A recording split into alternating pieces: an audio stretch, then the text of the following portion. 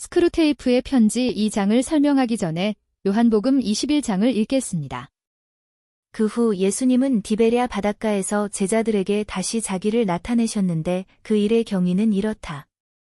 시몬 베드로와 디두모라는 도마와 갈릴리 가나 사람 나다나엘과 세베대의 아들들과 그 밖에 두 제자가 함께 있었다. 그때 시몬 베드로가 물고기를 잡으러 간다고 나서자 나머지 사람들도 함께 가겠다고 따라 나섰다.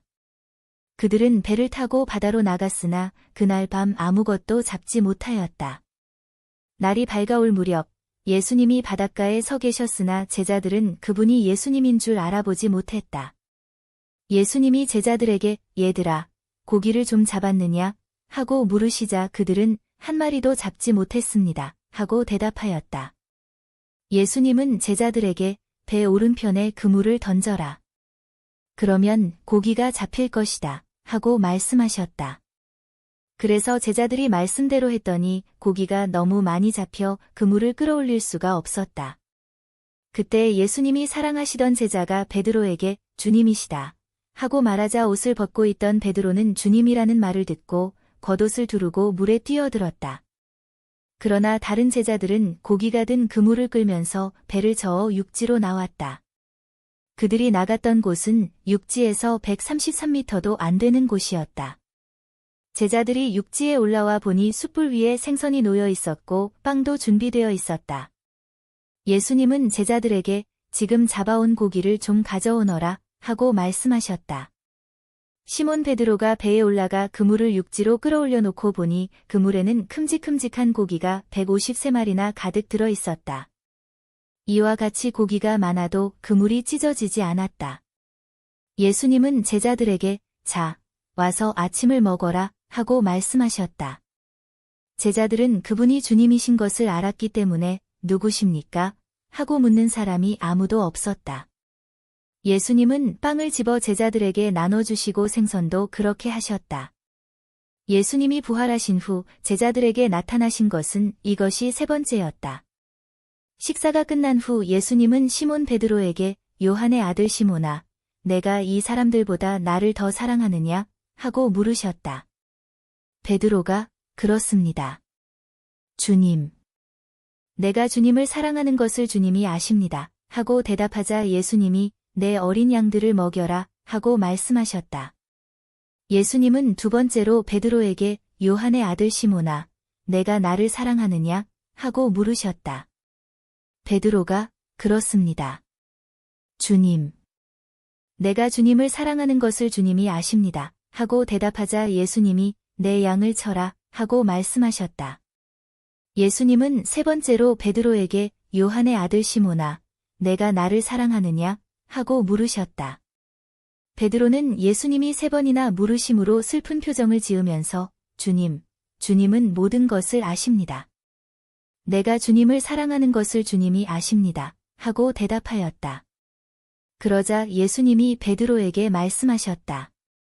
내 양을 먹여라. 내가 분명히 너에게 말해둔다. 내가 젊었을 때는 스스로 내 옷을 차려입고 원하는 곳에 마음대로 다녔으나 내가 늙으면 너는 팔을 벌리고 다른 사람이 내 옷을 입혀 내가 원하지 않는 곳으로 너를 데려갈 것이다. 예수님이 이 말씀을 하신 것은 베드로가 어떤 죽음으로 하나님께 영광을 돌릴 것인가를 알리시기 위해서였다. 그리고서 예수님은 베드로에게 나를 따르라 하고 말씀하셨다. C.S. 루이스의 스크루테이프의 편지 두 번째 장의 내용이다. 사탄인 나에게 가장 큰 협력자 중 하나는 바로 교회이다. 그들은 교회를 예수 그리스도의 몸 대신 교회라고 말하고 있지만 십자가가 달린 겉모습만 그럴듯한 싸구려 건물이다. 교회 안에는 동네 가게 주인이 아첨하는 표정으로 사람들을 맞이하고 사람들은 뜻도 모르는 기도문을 변조된 목소리로 거룩한 양 떠들어 대고 있다. 사람들은 옆자리에 앉아있는 사람 얼굴조차도 모르면서 그리스도의 몸이라고 자신들을 표현하고 있다. 교회 안에는 찬송가도 잘 모르고 목살이 두 줄 잡혀있는 탐욕스러운 사람들도 있다. 그들은 그러면서 영적인 그리스도인의 모습을 생각하고 있다. 그들을 그냥 그대로 놓아두어라. 모든 것이 막연한 이 상태를 유지하도록 가만히 두어라. 때가 되면 탐닉의 즐거움에 빠지게 될 것이다. 하나님을 믿고 있지만 시간이 지나면 몰려드는 실망감과 공고함을 최대한 활용해라.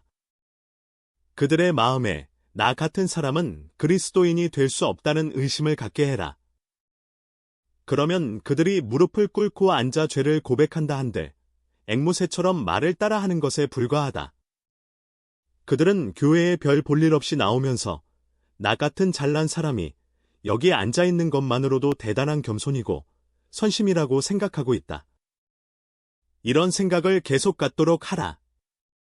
참으로 사탄이 표현하는 교회들의 모습에 우리는 가슴이 찔릴 수밖에 없는 것이 사실입니다. 많은 사람들은 교회라는 건물 안에서만 종교적인 행사를 하고 있습니다. 성경을 모르면서도 교회에서 봉사하면 예수님의 제자인 줄 착각하며 살기도 합니다. 세상 것을 탐하면서도 거룩한 척하며 살고 있기도 합니다. 예수님도 모르면서 입으로 시인하면 천국에 간다고 착각하고 있습니다. 무엇보다도 교회의 성도들에게 서로 관심이 없는 경우도 많습니다. 성도들끼리 서로 인사도 하지 않고 강대상을 향하여 하나님 사랑, 이웃 사랑을 외치고 있기도 합니다. 또한 성도들은 자기같이 성공한 사람이 가난한 사람들과 함께 예배드리는 것을 겸손이라고 착각하며 신앙생활을 하기도 합니다. 당신은 지금 어떻게 신앙생활을 하고 있습니까? 저는 지금 당신에게 구원의 확신에 의심을 심어주는 것이 아닙니다. 자칫하면 제가 하는 말이 일부 구원의 확신을 가진 연약한 사람들에게는 의심을 갖게 하는 말이 될 수도 있기 때문입니다. 이 내용은 3번째 편지에도 나옵니다. 다만 여기서는 사탄이 말하는 것처럼 미신적인 구원의 고백을 하는 사람들도 있기 때문에 점검해보아야 한다는 것입니다.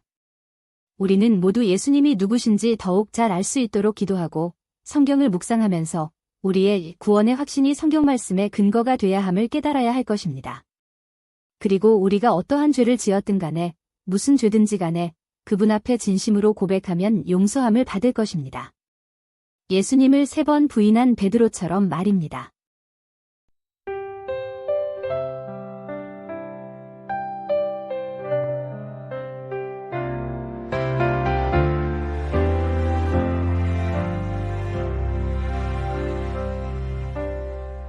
웅크려 앉아 생선과 떡을 본 주님의 사랑, 도망친 나를 찾아 오신 포기치 않으신 사랑,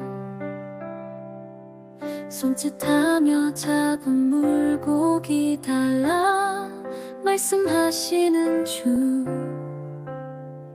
너는 날 사랑하느냐, 물으시며 내 양을 먹이라 하시네. 내는 받네, 나는 받네, 구멍난 그의 손바닥, 누가 그를 못지했나. 나는 받네, 상처난 그의 얼굴, 누가 그를 채찍질 했나.